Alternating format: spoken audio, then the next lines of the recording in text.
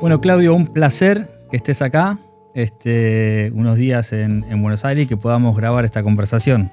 Siempre es bueno encontrarnos y poder conversar. No, gracias por la invitación, por la coincidencia en tiempo y espacio, que es bastante complicado últimamente. El placer es mío, siempre poder hablar con vos de distintas La idea es cuestiones. siempre reflexionar. Yo sé que vos estás investigando mucho, muy en lo específico, en lo tuyo, que ya nos vas a contar. Pero bueno, tuviste un paso también por la oficina científica del Parlamento del Congreso Argentino, de la Cámara de Diputados. Ahí estableciste también, ya los tenías, pero vínculos con otras oficinas que hacen lo mismo. Y siempre con esta idea de la ciencia y los gobiernos, la ciencia y la política, el conocimiento y el poder de alguna forma, ¿no? ¿Cómo ves, acabas de venir también del Reino Unido, de Alemania, que se está trabajando desde lo científico y desde los gobiernos, parlamentos, los gobiernos? Porque bueno, sabemos que en algunos países la ciencia está siendo dejada un poco de lado, pero ¿qué estás viendo más a nivel internacional? Y es heterogéneo, ¿no? Cuando uno habla de estas cuestiones ¿hablamos de la ciencia hacia la política o hablamos de política científica? Son dos cosas que parecen lo mismo, pero que no son lo mismo. Hay una preocupación clara a nivel internacional, sobre todo enfocada en Europa, que es un poco lo que es políticas en agrobiotecnología, fundamentalmente en generar alimentos, en desarrollar toda una maquinaria de producción de alimentos independientemente de las condiciones que genere el cambio climático. Es muy bueno, Holanda ha trabajado muy bien en eso la última década. Holanda es el mayor exportador, mayor generador de papa y de tomate en la Unión Europea, algo impensado unos años atrás. Está la parte de las neurociencias con toda la cuestión cognitiva. No olvidemos que la expectativa de vida del ser humano hoy es de arriba de los 85 años y entonces tenemos mucha más posibilidad y probabilidad de desarrollar patologías neurodegenerativas. Parkinson, Alzheimer son las más conocidas, con todo lo que eso implica a nivel familiar, a nivel económico, a nivel gubernamental y a nivel social. Entonces esas son cuestiones que están siendo discutidas y avanzando en Europa. Está la otra cuestión más tecnológica, que es la de la inteligencia artificial y la computación cuántica, ¿no? La computación cuántica, Ahí vamos a ir, sí. que aún está un poco verde y desarrollándose, pero es súper importante para el almacenamiento y el tratamiento de un montón de datos. Bueno, eso está impactando en Argentina. Sabrás que hace poquito se abrió una carrera de ciencia de datos en la Universidad Católica Argentina, que también la Universidad de Rosario está yendo en esa dirección. Cuestiones que están ahí, ¿no? Y todo lo que es Europa tiene ahora con toda la cuestión del cambio climático y ambiental en el año 2030, 2032, están viendo de correrlo un poco, esta cuestión de ir ya a una cuestión de electromovilidad casi al 100%, con todo lo que implica con el litio, con las baterías, con las posibilidades concretas de avanzar en energías que tengan que ver con el hidrógeno limpio, con el hidrógeno verde. Todas esas cuestiones son las que se siguen discutiendo en el Reino Unido, se siguen discutiendo en Alemania. Está la tecnología armamentista, que lamentablemente también está. No nos olvidemos que ahora Alemania pasó a producir armamento por encima de lo que es Inglaterra y Francia. Eso también es una tecnología que uno no lo ve, pero si vamos a Estados Unidos, digamos. Si vas a Estados Unidos, donde ha habido un recorte importantísimo en todo lo que es investigación científica y todo, pero se ha hecho un desarrollo de tecnología armamentista con lo último que pasó en Irán. Quedó bien visible lo que es esa tecnología, en detrimento de la investigación en ciencia y tecnología aplicada a cuestiones de la salud humana, de la educación, etc. Entonces, es muy heterogéneo lo que está Sí, lo pasando. productivo, la transición energética, lo tecnológico en sus distintas dimensiones y Exacto. digamos, también el tema de salud. ¿Cómo trabajan?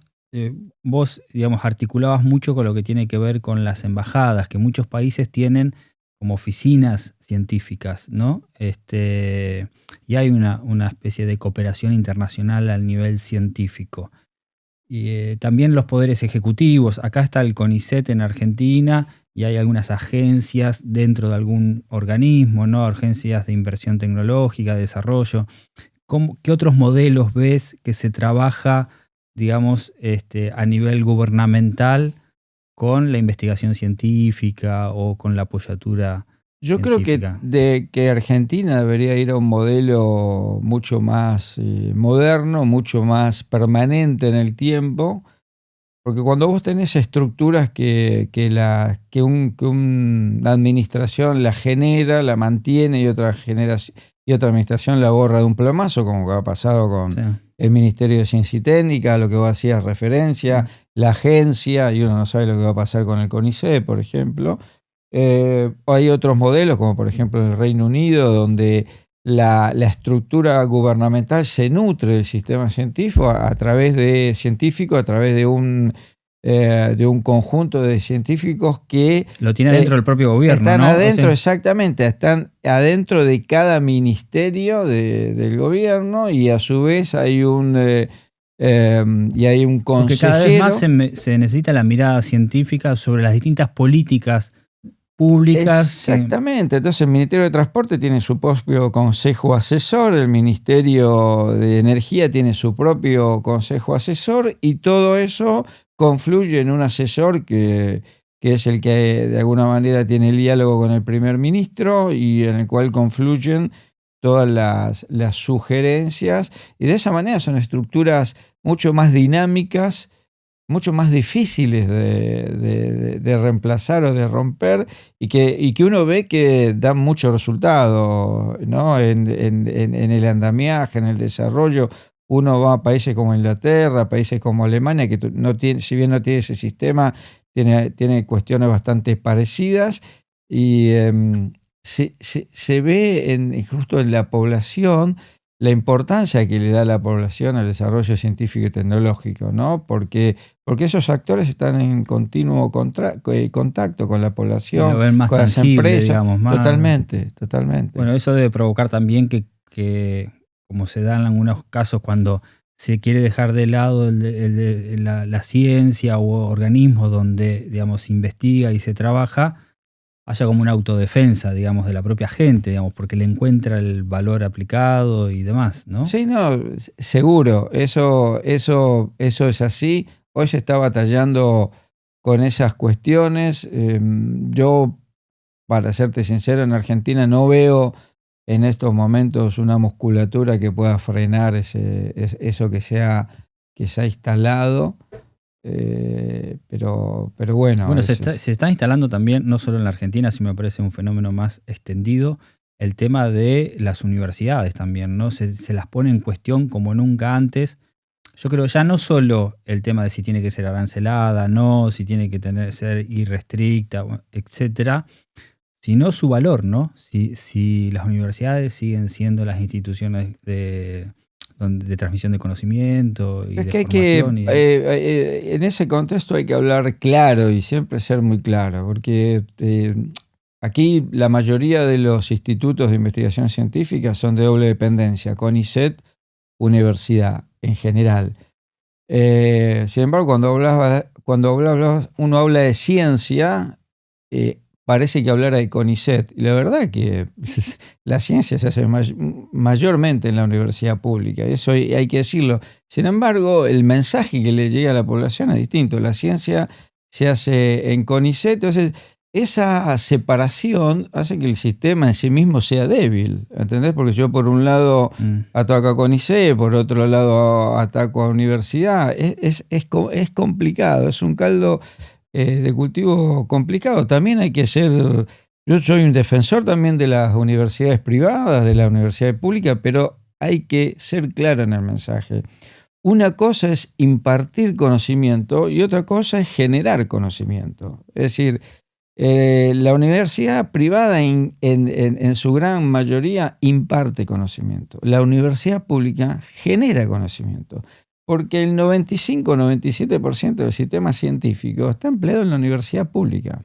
Entonces, cuando uno dice esto, y es así, que el conocimiento se genera en la universidad pública, está a su vez diciendo que el sistema científico está en la universidad pública. Y me parece que son cuestiones que hay que ser muy claros, porque eso no llega claramente. Son como dos compartimentos completamente separados, y son dos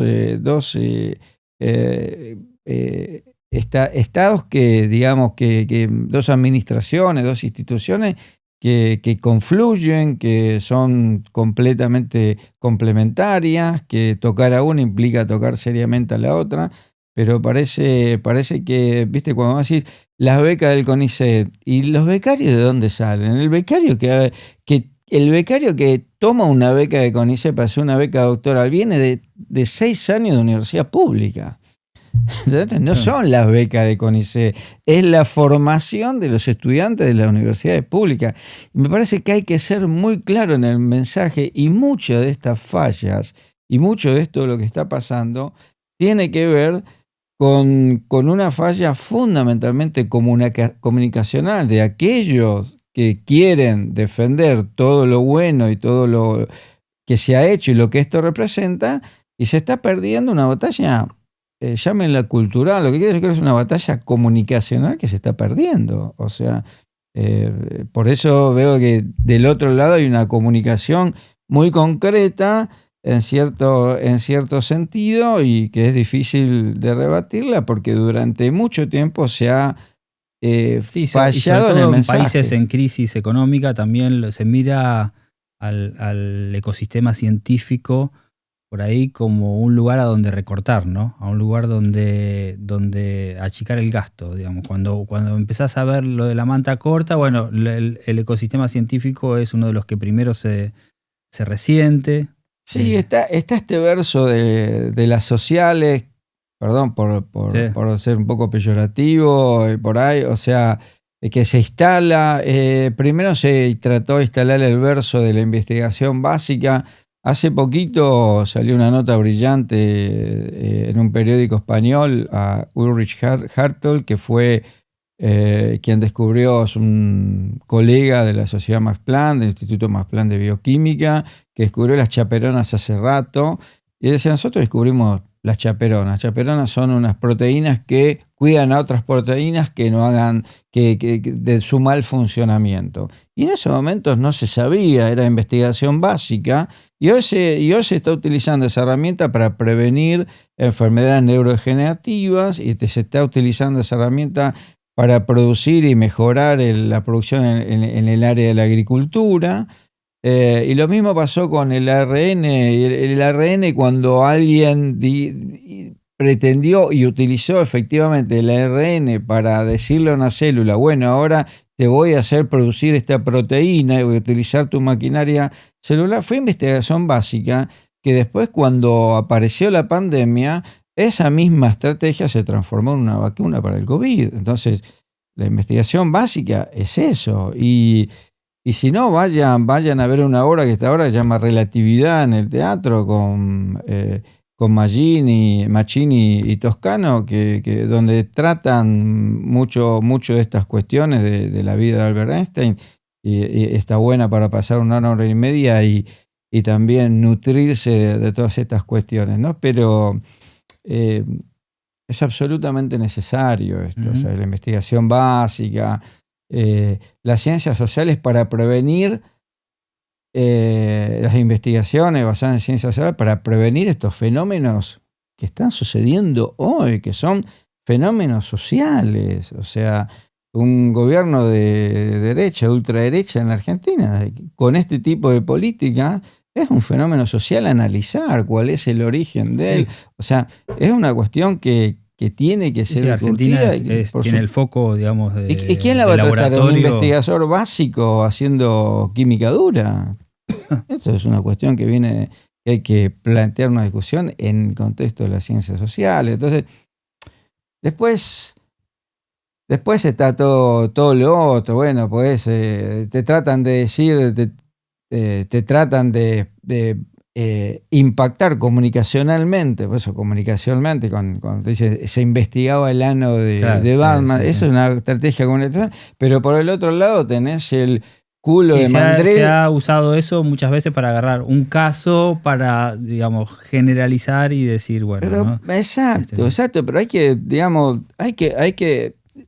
yo creo que el sistema científico argentino y la universidad, porque es todo lo mismo, es un momento de reflexión, donde hay que dejarse y tomarse un tiempo para dejar de hacer lo que se hace cotidianamente, escribir papers, investigar, hacer esto, porque va a llegar un momento donde van a escribir papers y no va a haber más carrera de investigador del Claro, CONICET. Entonces es un momento donde hay que discutir qué es lo que está pasando, porque no es lógico que vos te hablen del ano de Batman y del otro lado, del mismo lado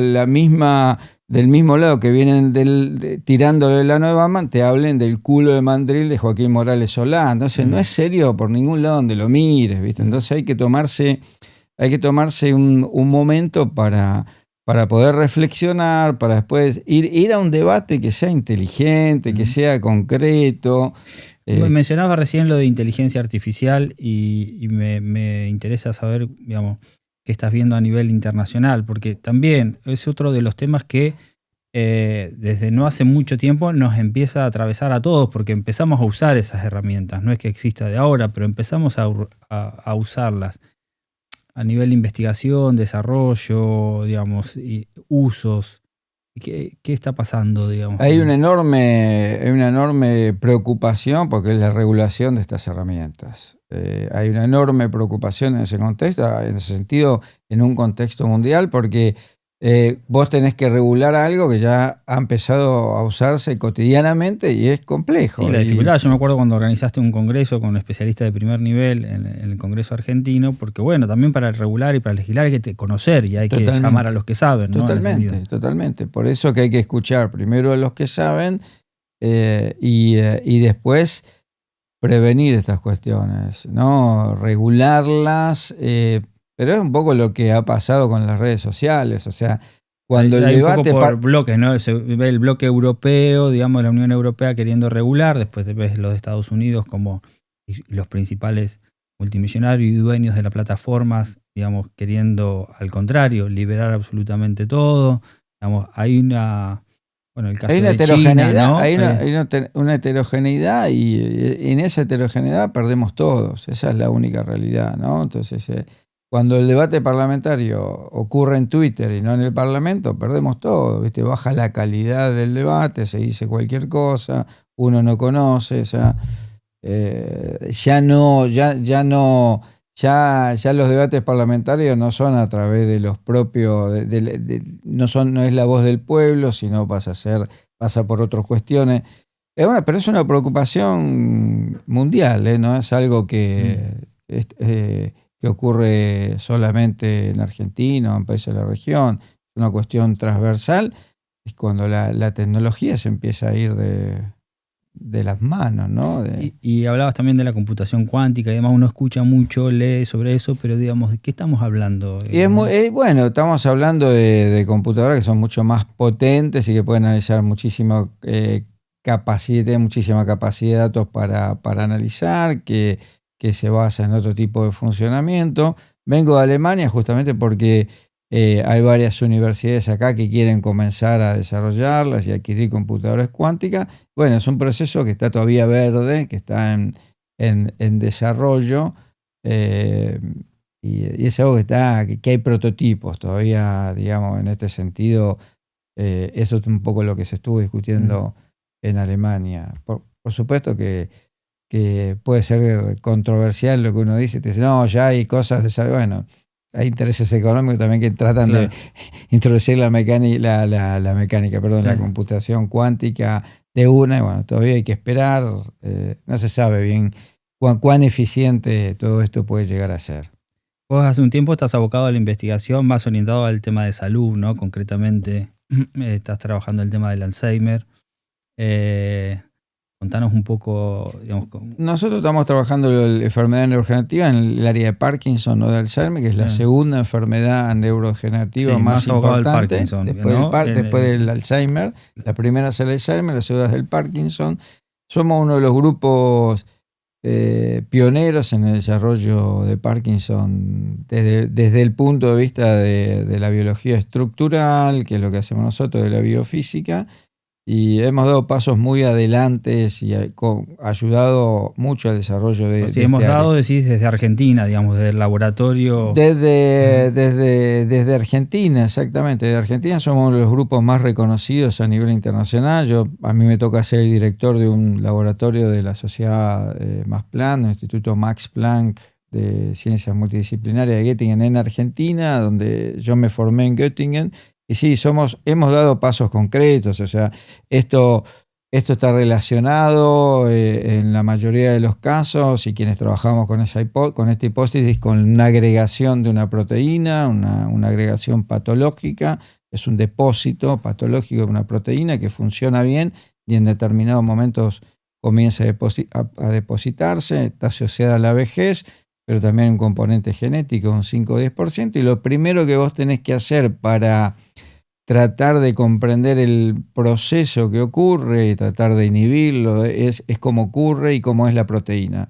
O sea, si no sabes cómo es quien te ataca, nunca te vas a poder defender. Bueno, nosotros fuimos lo que determinamos la estructura de la proteína ya por el año 2005, y ahora seguimos avanzando. Ahora dimos otro paso fundamental. Hace poquito, el 20 de mayo, depositamos unas estructuras en el Protein Data Bank, que es una de las plataformas tecnológicas más importantes del mundo, de la estructura, ya no de la forma funcional, de la forma buena de la proteína, sino de la forma mala, de la forma tóxica, que abre también un mecanismo, una puerta para desarrollar estrategias para impedir el daño. O sea que se ha avanzado muchísimo en esto, y nosotros somos uno de esos jugadores importantes.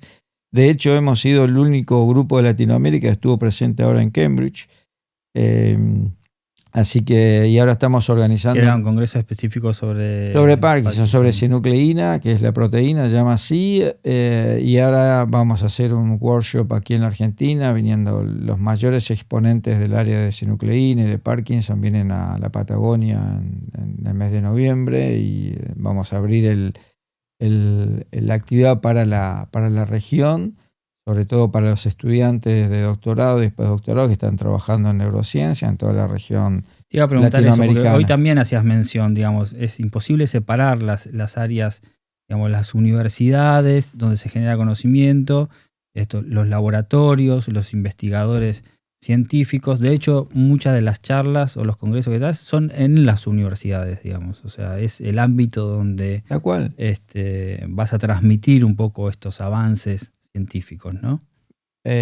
Totalmente. Tiene que ver con una concepción de lo que es la universidad. O sea, a veces cuando uno escucha o ve algunas cosas, te hablan de relato.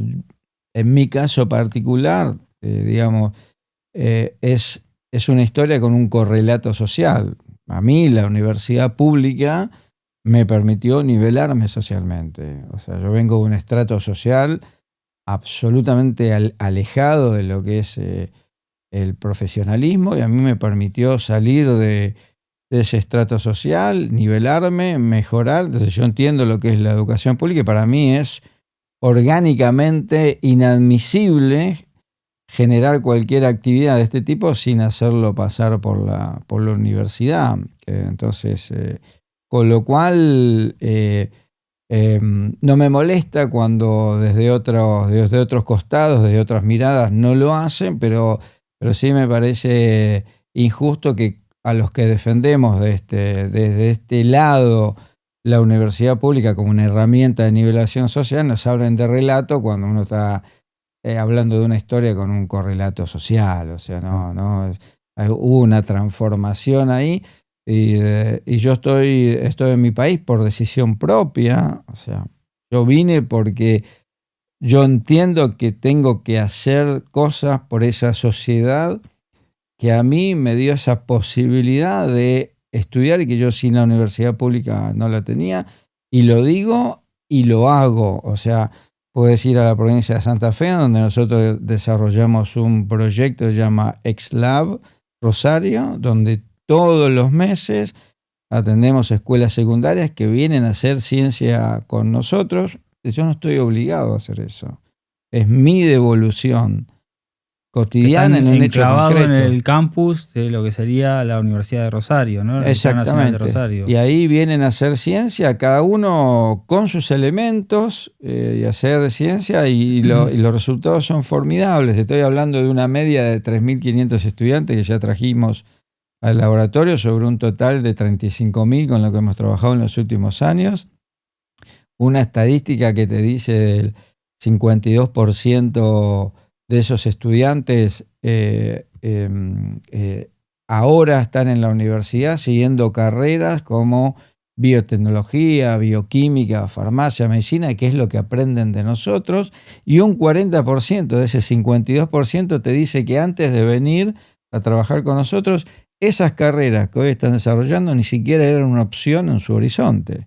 Entonces, y bienvenido que el gobierno de la provincia de Santa Fe, con el cual ideológicamente no está relacionado conmigo, pero un gobierno que atendió el caso y dijo, queremos apoyar esto, y hoy están apoyando esto casi como si fuera una política pública, y bienvenido esa mirada, esas cuestiones. Me parece que son... Pero hay acuerdos que no se logran a nivel político, a nivel científico te permite esa... Sí, esa colaboración, ¿no? Sí, creo que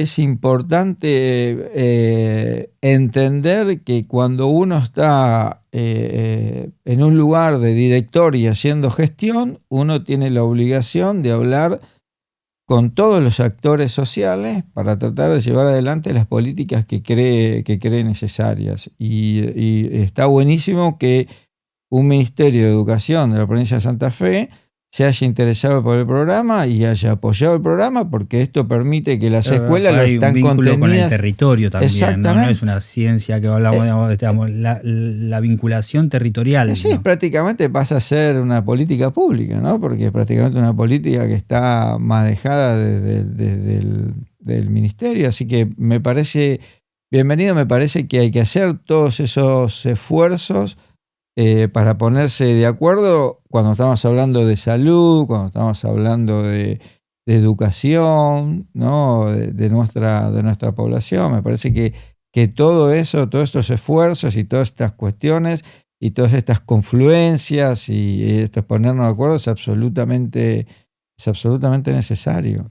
Se da la misma colaboración también a nivel internacional. Nosotros, esta sección se llama Ciencia Abierta, justamente tomando esa idea de intercambio, de cooperación, de apertura, de relacionamiento con la política y con otros actores. Digamos, cuando vas a, como en el caso de ahora, Gran Bretaña o Alemania, además, digamos, ese sistema de intercambio y de cooperación a nivel científico es relevante. Es relevante, se basa fundamentalmente en la confianza y en el respeto que uno genera a nivel científico. Son colaboraciones que te estoy hablando de hace más de 20, 25 años. Digamos, esto pone claramente de manifiesto, digamos, primero la diferencia entre un científico argentino y un científico del exterior, alemán, inglés, no es genómica, no es genética, ¿no? Es ambiental. Lo que decimos siempre, digamos. ¿Y el ambiente qué es? Y el ambiente es la infraestructura tecnológica, el ambiente son los sueldos, el ambiente es la política científica y tecnológica, eso es el ambiente. Entonces, lo que a nosotros nos falta es eso. Lo que nosotros carecemos es de una continuidad en eso. Yo me acuerdo cuando Brasil, los colegas brasileños venían a formarse aquí en el área de biofísica, en distintas áreas, y hoy tecnológicamente es insuperable Brasil con respecto a la Argentina. O sea, Brasil ha tenido una política científica tecnológica duradera en el tiempo y en áreas como las nuestras, lo que es biofísica, biología estructural, es impresionante lo que tiene Brasil como infraestructura tecnológica, ¿no? O sea, áreas o especialidades donde Argentina estaba adelantado Sí, todavía la diferencia radica en los recursos humanos. Yo creo que los recursos humanos en Argentina son recursos humanos que salimos de la universidad pública, son muy codiciados en todas partes del mundo. Salimos con una formación privilegiada. Los estudiantes que terminan un doctorado en mi laboratorio saben haciendo biofísica, bioquímica, biología celular, biología molecular, genética. Entonces son 5 o 6 estudiantes en un estudiante. Ellos no tienen problemas para conseguir trabajo en el exterior. Se van contratados, no es que van al exterior a buscar trabajo. Se van con un contrato al exterior. Los buscan. Los vienen a buscar, se los llevan. O sea, es así. Yo tengo una estudiante, mi última estudiante de doctorado de Córdoba, que vino a Rosario y pasó 2 años en Alemania y 3 años en Rosario, su doctorado. Se doctoró ahora en septiembre del año pasado. Fue a Suecia en diciembre del año pasado y hace poquito me llamó la supervisora y directora de ella, que se mueve, se va de laboratorio a otro lado porque le hicieron una muy buena oferta económica, se va a otro país, y a la única estudiante que se lleva es a la estudiante argentina, que hace menos de 6 meses que está frente a otros estudiantes que hace años que están ahí, y la explicación es una persona que sabe de todo y esta persona es la que me va a formar el resto de mi grupo. Eso es, ¿no? Y esta estudiante hoy, justamente esta semana que empezó el domingo, está en la reunión de premios Nobel en Lindau, en este caso que se hace tradicionalmente, esta vez es con 2 premios Nobel de química, hay 25 premios Nobel ahí, 600 estudiantes del mundo. O sea, específicamente de premios Nobel de química, digamos. Sí, hay 25 participando, los estudiantes se pasan una semana, se pasan del 29 de junio al 4 de julio, con charlas. Ellos de los premios Nobel, ellos también dan charla, comen juntos, conversan, tienen ámbitos de conversación, de inquietud, donde para dónde va la ciencia, la verdad que algo. Y el único estudiante de Argentina que está ahí es esta estudiante Fiamma Burati, ¿no? Entonces, eso es lo que generamos de Argentina. No es un relato, es algo que tiene correlato a nivel social, a nivel nacional y a nivel internacional. Y en eso tenemos que ser muy claros cuando lo decimos. Eso es universidad pública, eso es Estado presente. Esa piba, Fiamma Burati, vino de un contexto social igual al mío, una familia extremadamente humilde. Fue primera profesional en la familia y hoy está haciendo ciencia en un lugar de alto impacto a nivel internacional, de prestigio internacional, y es la única científica argentina presente entre las 600 del mundo, 600 estudiantes del mundo que hay, en esta reunión en Lindau. Entonces, tenemos que ser claros y dar una batalla basada en la evidencia científica, ¿no? El que, viste, en respuestas sin sentido. Sí. Uh-huh. ¿Notás que es algo necesario y hasta recomendable? Una cosa es hacerlo obligado o recomendable, tener un paso por el exterior, digamos, terminar de formarse, terminar de prepararse, o no sé si terminar, porque uno, digamos, eso es continuo, ¿no? Pero ese irse del país a completar algunos estudios. Completamente, pero desde todo punto de vista, yo lo fomento. No lo ves como al contrario, como una ventaja. Yo digamos, lo fomento, ¿no? Desde todo punto de vista, porque aparte ahí saquemos de lado la cuestión científica que sirve para darse cuenta, entre otras cosas, lo que decíamos antes, ¿no? Que la diferencia es el ambiente. Yo voy acá y laburo súper bien. Puedo trabajar en igualdad de condiciones con estos tipos. Es más, trabajo mejor. Que eso es lo que dicen mis estudiantes. Trabajamos mejor.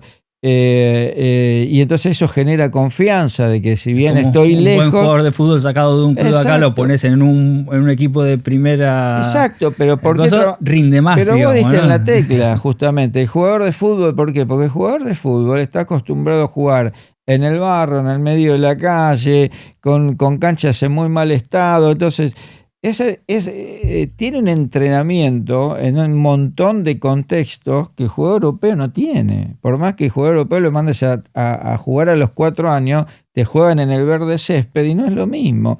Y a nosotros nos pasa lo mismo. Hacemos ciencia en un contexto tan inusual, muchas veces tan en contra, que estamos preparados. Entonces, ¿por qué trabajamos mejor? Porque si yo me olvido una enzima afuera y la dejo en vez de la heladera, la dejo afuera y eso vale $1.500, yo en Argentina no lo voy a poder comprar, y si tuviera el dinero para comprarlo, acá me tarda 4 meses en llegar. En Europa, al otro día tenés el dinero y a los 2 días lo tenés en el laboratorio. Entonces, hay un montón de contextos, yo llamo el ambiente, por eso digo la diferencia es ambiental, que a vos te hace que trabajes, sacando de esa cuestión, decís, trabajo mejor o ellos están más organizados acá. Es también una cuestión cultural de valorar lo que tenés y ponerlo en un contexto lógico. O sea, mis estudiantes van y nosotros somos una generación mucho más emocional, mucho más sentimental, mucho más golpeada por la dictadura. Entonces hay otra historia ahí, y hoy los estudiantes más jóvenes de otra generación buscan otra cosa, buscan el acceso a la tecnología, buscan calidad de vida. Hoy los pibes están con las mochilas que se usan ahora, la última moda en Alemania, que no tienen tapa. Y me decían, me voy con esta mochila, ¿te parece que va a funcionar en un colectivo de Argentina? Y no va a funcionar, sabés que no va a funcionar. Entonces, esas cosas, eso nada más. El caminar por la calle tranquilo, eso se llama calidad de vida. Entonces me parece que está bueno para que ellos también puedan percibir eso. El bife de chorizo te lo compras en Alemania hoy más barato que acá y tenés más poder adquisitivo para comprarte el bife de chorizo, ¿entendés? Hoy la cuestión pasa por otro lado. Por eso me parece que no hay que ser injusto con esta generación, de que hoy se van y no vuelven, ¿no? Hoy se van y no vuelven. Lo que sí sería deseable que vuelva. Pero bueno, porque así como está tu caso, que decidiste, digamos, por una cuestión, digamos, otros no, por ahí se podría incentivar, y no sé si hay incentivos para que... No hay incentivos porque no hay una política, en este caso no hay una política, y nunca la hubo, una política científica duradera en el tiempo. O sea, yo sé que se han hecho muchos esfuerzos en ciencia y técnica en Argentina. Esto que voy a decir es absolutamente personal. Para que vea que incluso ideológicamente tengo la independencia de ser crítico y autocrítico de lo que ha pasado, porque creo que hay que serlo y que no hay que... Creo que si hay algo que no sirve en la Argentina son los extremos. En la gestión anterior de Alberto Fernández, que funcionó como coalición, prácticamente el único ministerio que prácticamente no se dividió o se loteó, digamos, como se dice peyorativamente, fue el Ministerio de Ciencia y Tecnología. Entonces, ¿y por qué? Entonces, la lectura que uno hace, ¿qué pasa? ¿O no había personal capacitado en el área para los distintos componentes de la alianza? ¿O no había interés? Entonces, pero hubo otros ministerios que se lo dieron enseguida. Entonces, yo creo que en la Argentina falta una política científica duradera en el tiempo, pero también hacen falta científicos que estén formados políticamente, que tengan formación política, que entiendan que las decisiones son políticas, que eso genera muchas frustraciones, pero que son políticas, y si no, métete en la política. ¿Entendés? Es así. Sí. Y es esto, yo creo que es lo que vos decís, uno invierte en la formación y después no vuelven. Bueno, pero generemos un mecanismo para que estos estudiantes que salen, comparto, ¿no?, lo que se plantea, 6 años de universidad pública, 5 años de formación en CONICET, todos 11 años fueron de alguna manera bancados por el Estado argentino, se van y no vuelven más. Y bueno, pongamos entonces un sistema de pasantía donde antes de ir al país estén 2 años haciendo cuestiones acá que permitan devolverse, pero generemos el contexto para que eso pase por lo menos. Pero si vos planteás esto, te salen todos a decir, no, ¿qué estás planteando? ¿Qué estás haciendo? Bueno, entonces déjalo que se vayan. Y hoy, en un contexto globalizado como este, ¿quién va a volver? De los que se van, ¿quiénes van a volver? ¿Qué tiene el país para ofrecerle a un científico para decirle, volvé? Cuando uno prueba a hacer ciencia en el exterior, digamos, por eso te digo, es una decisión completamente particular, pasa a ser, porque yo en particular vengo de familia de desaparecidos, entonces tengo un componente ahí que me ancla a mi país, una historia que me ancla a mi país. Pero si yo no hubiera tenido esa historia, y seguramente me quedaba en Alemania, en el centro de Europa, pudiendo viajar a un montón de lados, cultura, buen poder adquisitivo, buen salario, ¿qué tengo que venir a hacer a la Argentina? Donde hay todo tipo de vaivenes social, político, económico, hace que hoy haya una inversión que dentro de 4 años no haya, dentro de 8 ya no existen ni las instituciones y vamos a ver dónde está parado. O sea, es complejo. Se habla a veces de algún plan que todavía no se materializó de la Patagonia con el tema de inteligencia artificial, de inversiones y demás. ¿Hay alguna expectativa en torno a eso? Digamos, yo creo que el problema que tiene Argentina, vos nombrás la Patagonia, y yo digo, ¿qué científico argentino se va a instalar en la Patagonia? O sea, vos me decís la Patagonia, inteligencia artificial, y yo te digo, tenemos el litio en Salta, Catamarca y Jujuy.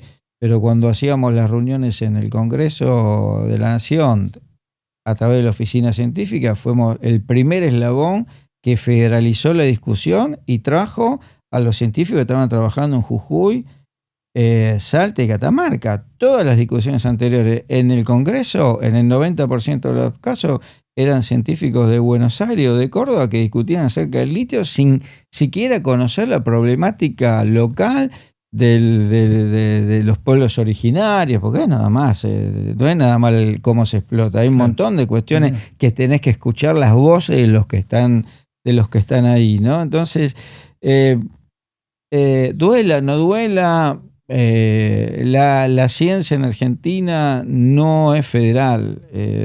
El sistema científico argentino quiere hacer ciencia en Rosario, Córdoba y Buenos Aires, y no tiene la capacidad de movilización, porque tampoco ha habido facilidades, tampoco es justo caerle a los colegas y a las colegas, para instalarse en otras ciudades. Yo soy un caso bastante atípico. Yo nací en Buenos Aires y cuando volví a Argentina, de Alemania, me instalé en Rosario. Y vos dirás, son 300 kilómetros, pero es completamente inusual. Pero si a mí me hubieran puesto la tecnología en Ushuaia, yo me iba a Ushuaia. Pero eso es federalismo. Pero la ciencia en Argentina, como en un montón de cosas... atómico, digamos, Bariloche en algún momento, ¿no? Tal cual, pero sacando casos aislados, la ciencia la ciencia en Argentina no está federalizada, no es federal. O sea, aquellos que recorremos el país, después te puede venir un funcionario a hablar... lo que quieras, recorre el país y después hablamos. Primero sentate, recorre el país como lo recorrí yo y después armamos un debate y discutimos sobre hechos concretos. Pero en Alemania, para ser profesor y para ascender, necesitas por lo menos haber tenido actividades en 7, 8, 10 provincias o ciudades de Alemania y te vas a radicar en un lugar que nada tiene que ver con donde vos saliste. Acá tenemos una endogamia que es bastante importante, ¿viste? Yo hice esto en Buenos Aires y hago el postdoc en Buenos Aires, ingreso a carrera de Buenos Aires y soy profesor en Buenos Aires. ¿Qué está bien? O sea, no está bien. Contanos, no quiero cerrar la conversación sin que nos cuentes un poco más de este encuentro, congreso que estás organizando para noviembre, digamos. ¿Quiénes están invitados? Es un congreso donde va la parte de investigación básica, que es súper importante. se pone en contacto con la investigación translacional y la investigación clínica. Así va a haber científicos que hacemos básica y translacional, es decir, ciencia aplicada, con clínicos, con neurólogos, para comenzar a desarrollar en la región latinoamericana un networking de aplicación directa al sistema clínico, que se pueda traducir rápidamente en herramientas que permitan diagnóstico precoz de enfermedades neurodegenerativas relacionadas con el Parkinson, herramientas que permitan discriminar entre un diagnóstico de Parkinson y parkinsonismo atípico, que se tarda mucho en discriminar con las herramientas que se tiene hoy, pero que conjuntamente con las herramientas que nosotros hemos desarrollado de la investigación básica y translacional, eso puede superarse en unos meses. Y me parece que eso es organizado por, digamos... Está organizado por el laboratorio Max Planck de Rosario, del cual soy director, el laboratorio Max Planck, el Instituto Max Planck de Ciencias Multidisciplinarias de Göttingen. Están contribuyendo la Universidad del Comahue, la Universidad de Hurlingham, aquí hablamos de la Universidad de Rosario, universidades, ¿no? Fíjate, estoy hablando de universidades. ¿Y vienen especialistas de distintos lugares? Hay 25 conferencistas, de los cuales 13 son de Europa, de las principales potencias del mundo en este área, que son de Inglaterra, Alemania y Estados Unidos. Vienen acá 3 días a discutir con nosotros, con otros colegas de la región, que estamos haciendo trabajos importantes en la región, y el core va a estar formado fundamentalmente por estudiantes de doctorado y postdoctorado, con los cuales estamos haciendo un esfuerzo importante de conseguir sponsors. Esta mañana me la pasé reunido con potenciales sponsors, que ya podemos comprometer esfuerzos, porque la idea es becar a todos los estudiantes de doctorado y postdoctorado de la región latinoamericana que participen, ¿no? Para de manera que no tengan que pagar una inscripción ni tengan que pagar un alojamiento. Entonces, porque los destinatarios son ellos, ¿no? Que tengan 3 días de poder discutir, claro, con los investigadores y con los médicos establecidos, con esos colegas de los cuales leen sus trabajos, sus publicaciones, tenerlos ahí 3 días para consultarlos, para generar un networking, para poder ir a visitar sus laboratorios, para generar un doctorado, un postdoctorado en esos lugares. Esta es la idea que tenemos, porque estamos completamente convencidos de que hay que ir para adelante, más aún en situaciones adversas como la que está viviendo nuestro sistema. Es una medida para poder estimular y retener a nuestros jóvenes de doctorado y postdoctorado del sistema científico que necesitamos que se nos queden acá la mayor cantidad de tiempo que sea posible. Muy bien. Bueno, Claudio, muchísimas gracias por esta conversación, por haber venido hasta acá, y seguramente, bueno, tal vez después de ese encuentro nos podamos ver para que nos cuentes un poco los resultados y cómo fue la experiencia. Gracias a vos por la invitación, gracias a vos por el espacio para poder manifestarme siempre libremente como uno lo hace acá. Para mí es un placer poder debatir, discutir, analizar y evaluar todas estas cuestiones con vos, que sos una persona que siempre le da aire y espacio a quienes nos involucramos en aspectos tan importantes como la educación, la ciencia, la tecnología y la salud.